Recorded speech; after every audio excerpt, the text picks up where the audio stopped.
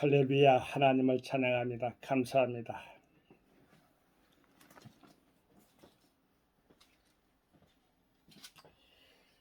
오늘도 주님의 평강 가운데 여러분과 함께 영상으로 면대하게 돼서 행복하게 느낍니다. 예레미야서 34장 17절 말씀을 봉독하고 그 말씀에 의거해서 하나님 말씀으로의 대화 이어가도록 하겠습니다. 예레미야서 34장 17절입니다. 그러므로 나 여호와가 이같이 말하노라.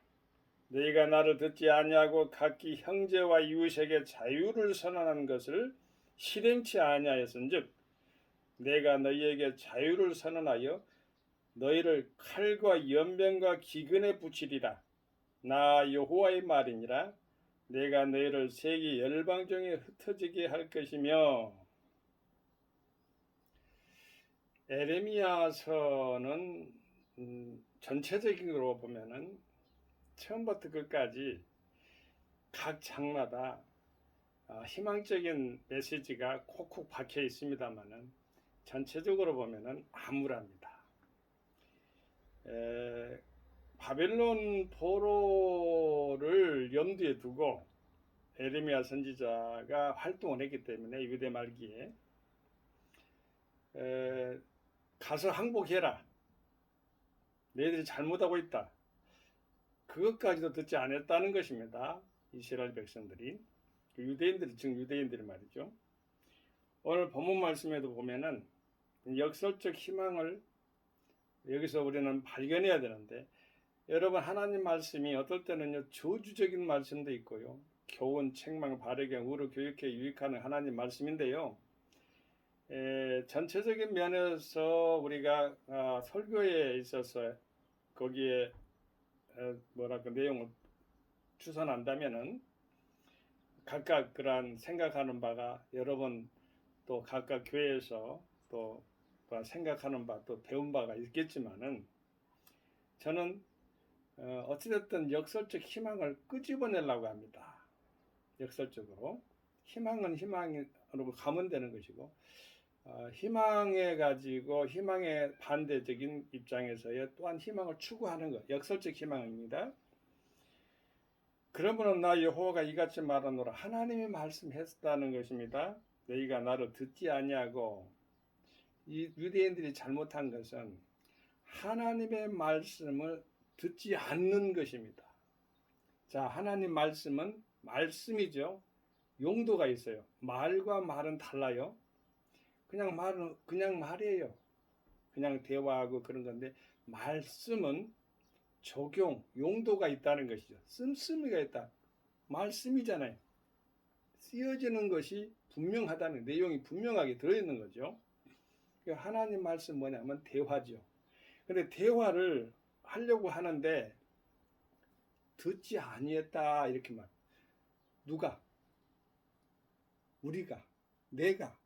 이렇게 적용할 수가 있잖아요. 들었다 하면은 되는 거예요. 들었다고 하면은 하나님 기뻐하시는 거고요. 하나님 말씀을 듣는 연습이 필요해요. 그 듣는 연습을 가장 잘한 분인 성경에서 찾으라고 하면은 사무엘 선지자예요. 엘리제 사장입니다. 네 번이나 성전에서 하나님 말씀 듣는 훈련을 시켰어요. 직접 들었어요. 하나님 말씀을 듣는 연습을 엘리제 사장이 시킨 거이고, 하나님이 또한 그 훈련을 엘리제 사장을 통해서 시킨 거죠. 너희가 나를 듣지 아니하고, 하나님 말씀을 듣는 것에서부터 그건 순종이 나타나고, 이 순종은 경청인데, 경청은 곧 하나님 말씀을 경외하는 것으로 드러나는 거잖아요. 사람이 말을 무시한다, 그 말을 하잖아요. 하나님 말씀을 무시하는 자들이 형통할 리가 없죠. 하나님 말씀을 듣고 순종하는 자는 장애물이 없다는 말씀이죠. 시편 기자가 나오는 거예요. 하나님의 말씀, 그 율법으로 나오는데, 하나님 말씀을 듣고 하나님 말씀을 잘 순행하고 하나님 말씀을 듣고 순행하는 자는 장애물이 없다는, 형통을 말하는 것입니다. 막힘이 없다는 것이니까요. 그런데 우리 하나님 아버지께 듣는 것도 안 됐지만은 유대인들이 또 한 좋은 게 뭐냐면 형제와 이웃에게 자유를 선언을 하겠는데, 자유를 선언하라고 했으면은 자유에 대한 희생적인 대가가 필요했을 것 아니겠어요? 하나님이 그것을 행하셨어요. 자, 여기는 유대자에서 이야기하는 겁니다만은 우리가 예수님 믿고 사는 크리스찬입니다. 우리 크리스찬들은 자유를 이웃에게 이렇게 시하는 자들이 수가 있어요. 왜냐하면 우리가 하나님으로부터 은혜를 십자가상에서 고난을 받고 우리가 구속을 받았잖아요. 그보다 더 큰 사랑이 어디가 있어요? 그것보다 큰 자유가 없어요.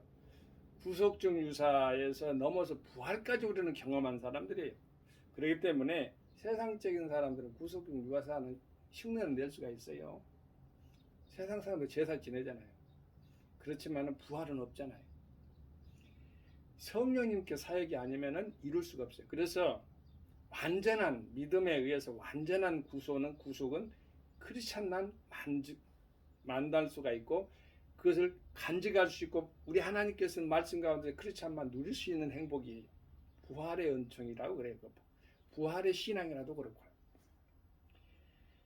이웃에게 어떻게 베풀어야 되는가? 자유를 선포해야 되는, 사랑을 베풀어야 되는 것이죠. 요즘 잘 아는 우크라이나를 침공한 러시아 푸틴. 그 침공하면은 누가 상처를 받을까요? 우크라이나 사람들이죠, 물론. 그런데 푸틴이 받는 거예요. 심는 대로 거두는데, 받는 사람들은요, 그래요. 받는 사람들은 한 번 받을 수는 있어요. 그런데 그렇게 가해자이거나 피해를 준 당사자는요, 30배, 60배, 100배라고 그랬어요. 무섭죠? 러시아는 망해서는 안 돼요. 그러나 푸틴의 생각은 고침을 받아야 돼요. 사실 어떻게 보면요, 푸틴이 얼마나 많은 사람들을 인명을 살상하고 세계의 불안을 갖다 전쟁, 지금도요, 핵 가지고 장난을 하고 식량 가지고 장난을 하고, 하나님 우리 아버지를 그들이 몰랐을까요? 하나님 아버지가 몰랐을까요? 아니면 푸틴도 몰랐을까요? 푸틴도 그리스 종교라고 하잖아요. 우크라이나도 종교회가 있고 러시아도 종교회가 있는데, 그 종교회라는 그 자체가 뭐 교회잖아요. 교회. 하나님 아버지 아들 예수를 알아요. 그들이 무슨 성령에 의해서 부활주를 무슨 이렇게 뭐 지상에서 예수는 성령을 받지 않았다, 뭐 예수님은 인간적인 신이다, 동방정교의 그런 정통적인 그런 교리를 다 떠나서 십자가에 못 박히기까지는 알잖아요. 그래서 십자가가 다 있잖아요. 그 사랑도 이해할 것이에요. 그러나 실질적으로 우크라이나가 러시아와 함께 보면은 동족이에요. 벨로루시나 루스족이 루스. 벨로루스 아예 그냥 그건 루스라고 붙어있잖아요. 우크라이나 러시아도 루스라는 그 단어에서 비슷한 어근을 가지고 있잖아요. 한 할아버지 밑에 사람, 한 동족이에요. 더 이상 악행을 저지르지 말고 바로 자유를 선언하고 회개하고, 러시아가 잘못했다고, 즉 푸틴이 잘못했다고 그렇게 하면, 지도자가 잘못했다고 하면은 백성들도 다 동의하면서 세계가 오히려 러시아를 오히려 더 받을 거예요. 더 온죄해주고 더 사랑해주고. 사실 러시아가 참 선교대국이에요. 선교국가예요. 선교대국이라는 그 말은 선교를 받을 수 있는 비선교국가라고 보면은 말이죠. 우리가 선교를 할 때에 수많은 사람들이 있잖아요. 우리 선교사님들 많이 나가 계세요. 선교를 행할 수 있는 자, 기도하는 자, 저도 러시아를 놓고 기도합니다. 하나님 아버지께서 예전에 1992년도에요. 동그란 지도를 걸어놓고 북쪽 러시아, 남쪽 필리핀, 동쪽에 페루, 서쪽에 케냐 이렇게 했더니 러시아, 페루, 필리핀, 페루, 러시아, 뭐 어쨌든 순서는 잘 기억이 안 납니다만은 케냐는 말씀하지 않으시고 이게 십자가를 그래서 동그란 원에다가 네 가지의 그 선교센터를 복음 선교센터를 세운다고 나름 계획을 세워놨더니 지금 필리핀 선교사를 다녀왔기 때문에 감사하고요. 러시아는 조동석 선교사님들을 통해서 이렇게 직간접적으로 서로 교류하면서 페루는 아직은 이렇게 교류가 제가 많이 하지는 못하고 있습니다만은 필리핀, 페루, 러시아 그랬으니까 러시아를 기도를 많이 합니다. 러시아가 잘 되길 바랍니다. 푸틴도 회개하고 바로 영원히 복받게 되길 바랍니다. 형제에게 잘못하면요 이렇게 나와요. 자유를 선언했는데 자유를 받아들이지 않고 자유를 실행하지 않으면은 자유를 시여자가 말이죠. 그것을 행하지 않으면 그 말이에요. 구속적 해방을 나타내지 못하면은 하나님이 나서요. 그렇지 않아도 하나님이 나서는데 여기 보면은 자유를 선언한 것을 실행치 아니하선즉 내가 너희에게 자유를 선언하여 이제 하나님이 들고 나서신 건데 무서운 거예요. 하나님 아버지께서 들었다. 두 가지예요. 하나는 고치려고 하나는 그것을 폐위시켜보려고. 첫 번째 칼. 전쟁을 들 여호와는 전쟁의 신이에요. 전쟁의 하나님이 전쟁의 주예요. 그래서 전쟁을 쉬고 끊게 하는 것도 하나님의 일이 주관이기 때문에 이 칼은 전쟁을 상징해요. 불안을 드러내고 불안을 드러내는 것은 바로 평안이 없는 것이니까 우리가 자유를 이웃에게 선포하지 못하고 자유를 주지 못하고 사랑을 주지 못하면 그것이 바로 자기에게 돌아온다는 것이에요. 칼입니다. 칼.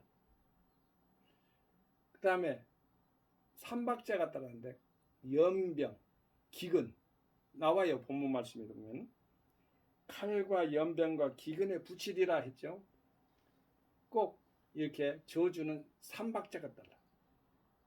연병은 무엇이냐? 교만이요. 우리가 하나님 아버지 말씀 듣지 못할 때는 평안이 없죠. 칼이 오죠. 자, 연병은 다윗 왕 때 그 순간을 생각하면 돼요. 다윗 왕 떠졌어요. 자기 스스로가 어떻게 우쭐해갖고 될만하니까 인구를 수를 조사를 했어요. 그래갖고 연병에 걸렸잖아요. 온역이라고 나요. 그것은. 요즘 세계적인 팬데믹 영적인 교만하면 안 돼요. 겸손해야 돼요. 우리 하나님을 붙잡고 우리 하나님만 의지해야 돼요. 여호와 라파 되신 하나님, 의사 되신 하나님, 나는 너를 치료하시는 하나님만 의지해야 되는 것이죠. 기근에 붙이리라. 이거는 기근은 얼른 알도 뭐 먹는 것에 해당돼. 갈증이 나는 것. 우리가 보면은 우리가 하나님 말씀 안에서 영육을 생각해보지 않을 수가 없죠. 기근. 영적인 것 하나님 말씀 먹으면 돼요. 영적인 말씀이 없는 것이 기갈이라고 그렇게 말씀도 나와요. 하나님 말씀이 희귀한 시대에 살았던 사무엘 시대, 엘리 제사장 시대. 물론 엘리 제사장 시대죠. 그래도 하나님 말씀은 듣는 연습을 사무엘에게 많이 시켰잖아요. 하나님 말씀을 들어야 돼요. 그래 기근이 안 걸려요. 그럼 먹을 그 양식, 유기양식도 먹어야 되잖아요. 육신에 뭐 필요하면 쉬어야 되고. 우리 하나님 아버지께서 오늘날 이렇게 말씀을 합니다. 너희들이 하나님 말씀을 들어라. 들으면 믿음의 시작이죠. 하나님 말씀을 듣는 것. 말씀을 듣는 것. 하나님 말씀은 유용하기 때문에, 유익하기 때문에. 우리에게 양식이기 때문에. 말씀은 양식이에요. 그리고 예수님이 양식이에요. 환경이 양식이에요. 우리가 하나님 자신에게 드려지는 양식이에요. 양식은 네 가지가 나와요. 첫째는 하나님 말씀이 양식이에요. 둘째는 예수 그리스도가 양식이에요. 셋째는 환경이 양식이에요. 그래서 갈렙이 말이죠. 여호수아 갈렙이 전 우리 밥이다. 가나안 정탐 때 그랬잖아요. 모세 출애굽 시기에. 그리고 우리 자신이 하나님 말씀을 잘 듣고 실행하고 행할 때 하나님의 양식이 되는 것이에요. 그렇게 할 때에 우리 하나님께서는 칼과 연병과 기근을 면하게 해주시고 이웃을 사랑함으로 말미암아 면하게 해주시고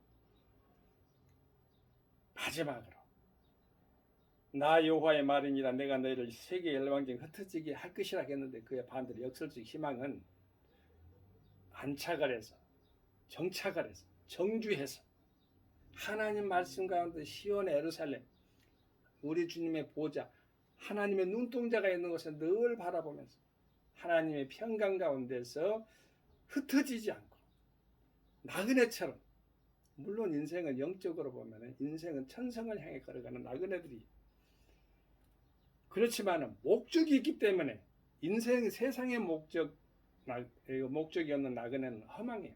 그러나 우리는 천성을 향해 걸어가는 하나님의 자녀 크리스찬들이야. 명예로운 크리스찬들.